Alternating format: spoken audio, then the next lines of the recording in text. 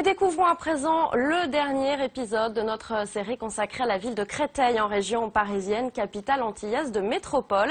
Vie politique, associative, culturelle, les ultramarins s'investissent dans tous les domaines de la cité. À l'hôpital Henri Mondor, ils représentent même un tiers des 4000 salariés.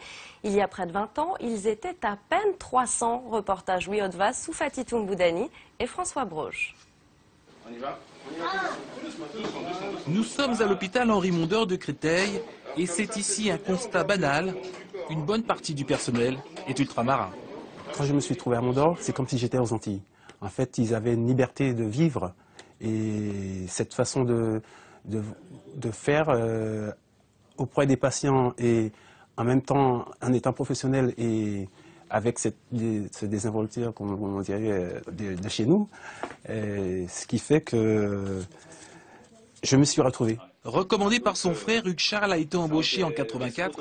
Il a commencé au bloc opératoire et travaille désormais comme aide-soignant au service imagerie médicale. C'est le 7e Antillais sur la quarantaine de personnes travaillant en radiologie.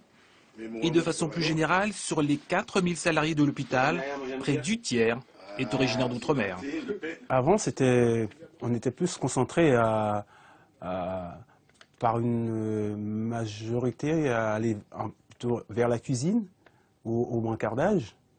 Bon, il y en avait beaucoup d'aides-soignants aussi, hein. Mais le problème, c'est que comme les gens arrivaient sans diplôme, on ne pouvait pas les mettre systématiquement d'emblée chez les patients. Créé en 1969, Henri Mondor recrute à tour de bras. Comme il est installé dans le Val-de-Marne, les Antillais, nombreux dans le département, postulent. Ceux qui travaillaient sur Paris demandent leur mutation. Mais pour Georges Lobo, en poste depuis 1976, ces embauches massives ne doivent pas masquer une autre réalité.